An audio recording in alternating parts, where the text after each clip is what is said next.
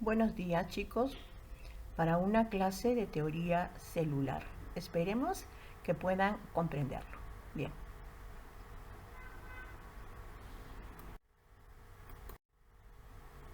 Bien, a continuación entramos en una pequeña introducción sobre la célula.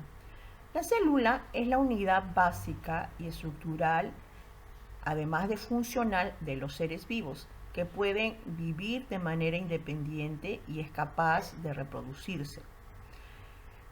Sabemos que para el estudio de las células, muchos naturalistas y filósofos llegaron a la conclusión de que todos los seres estaban constituidos por estas estructuras. En el siglo XVIII, con la invención del primer microscopio, esto permite el establecimiento de la biología celular. Para ello, el conjunto de conocimientos de estos naturalistas filósofos llegan a estudiar y proponer la teoría celular. Estos estudios, que son realizados posteriormente, permiten establecer en el siglo XIX lo que se conoce como teoría celular, que prácticamente tenía 4 principios: que todo ser vivo estaba formado por una o más células, que la célula es lo más pequeño que tiene vida propia y es una unidad anatómica y fisiológica del ser vivo, que toda célula procede de una célula preexistente. El material hereditario pasa de la célula madre a las células hijas. Pero si queremos realizar un estudio, ¿no?, en base a una línea del tiempo de la historia de la célula, podemos empezar esta historia con el descubrimiento de la célula. Robert Hooke, en el siglo XVIII, observando el microscopio, comprobó que en todos los seres vivos aparecían unas estructuras elementales, a las que él llamó células, que viene de la palabra en latín cellus, que significa celdas. Fue el primero en utilizar este término y el primero en realizar también, dentro de su tiempo, su microscopio tradicional, rudimentario. Y aquí podemos observar el dibujo de Robert Hooke en una lámina de corcho al microscopio, porque la primera muestra que utiliza él es una pequeña muestra del alcornoque. Y el alcornoque sabemos que es el corcho. Sí, esa estructura que viene en los pinos, ¿no?, que los tapa. Bien. Posteriormente, ¿no?, seguimos con el estudio del descubrimiento de la célula.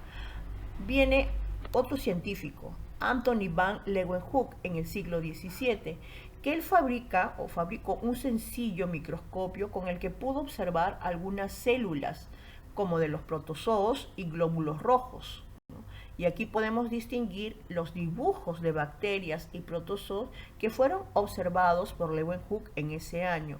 Y puede notarse que también era la estructura, ¿no?, la realización, él también realizó la estructura o el diseño de su microscopio, ¿no?, con materiales sencillos. En el año de 1831, Robert Brown fue el primero en reconocer el núcleo celular como parte de sus estudios vegetales. A él también se le atribuye el ser el descubridor del núcleo de la célula. En el año de 1838 y 1839, Matthias Schleiden y Theodor Schwann formularon la teoría celular. Establecieron que la célula es la unidad básica, estructural y funcional de los seres vivos y que todos los organismos están constituidos por una o varias células.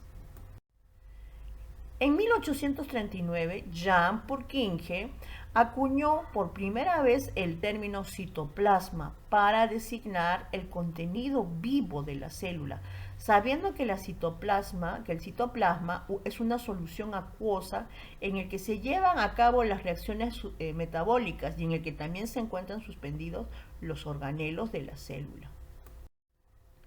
En el año de 1855, Rudolf Virchow aplica la teoría celular en tejidos enfermos. Considero que la célula como una unidad estructural y establece que todas las células se originan a partir de otras. Por eso la denominación en latín omnis cellula es célula. Luego, Santiago Ramón y Cajal, ya en 1906, demuestra que también los tejidos nerviosos están formados por células. Estas células son las neuronas. En 1906 también se gana el premio Nobel en Fisiología y Medicina. Bueno, y acá tenemos los 4 postulados que tuvieron en cuenta el grupo de naturalistas y filósofos para poder estudiar a las células, ¿no? Donde lo más resaltante es que ellos, en conjunto, logran decir que la célula es la unidad anatómica y funcional de todos los seres vivos. Todos los seres vivos están formados, ya sea por una célula o por más células, y que en ellas se van a llevar a cabo las reacciones metabólicas, ¿no? Ahora, también nos decían que las células nuevas, por división de células persistentes mediante material genético, y que cada organismo crece tanto en células individuales o que se van dividiendo. Después de haber estudiado la teoría celular, debemos conocer los tipos de células. Estos tipos de células, ¿no?, se van a dividir en dos, ya sea la célula eucariota y procariota. Eu, que significa nuevo, cariota, célula, y tienen estructuras complejas que se van a dividir en dos formas o clases de células, la vegetal y animal. Pero hoy vamos a estudiar a la célula procariota. Pro significa sin núcleo, cariota, célula. Son las más sencillas en cuanto a su estructura. Se van a caracterizar por ser bacterias en su mayoría.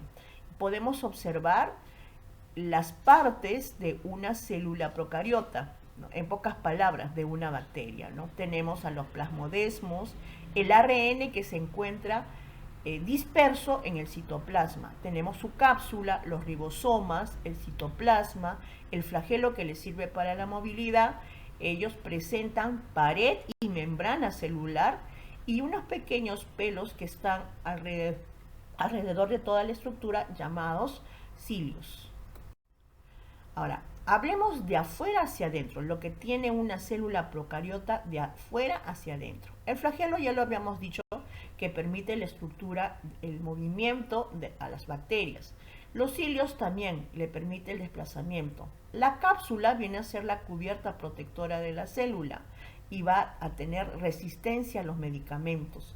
La pared celular es una membrana externa y virósica, ¿no?, similar a los virus. La membrana celular es una capa más delgada que va a recubrir a la célula. El citoplasma le va a brindar la turgencia a la célula, es decir, ahí se va a encontrar a los organelos, ¿no?, para la síntesis, almacenamiento y reproducción.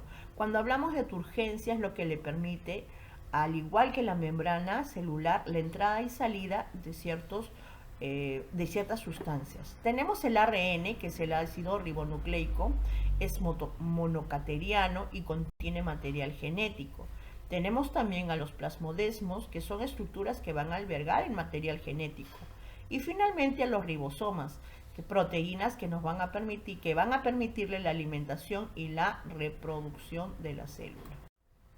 Bien, ahora, para finalizar la siguiente clase veremos específicamente a las células eucariotas, las células animales y vegetales. Bien, me despido de ustedes, pero no sin antes decirles que estoy adjuntando una ficha de trabajo para poder realizarlo. Nos vemos en la siguiente clase. Chao.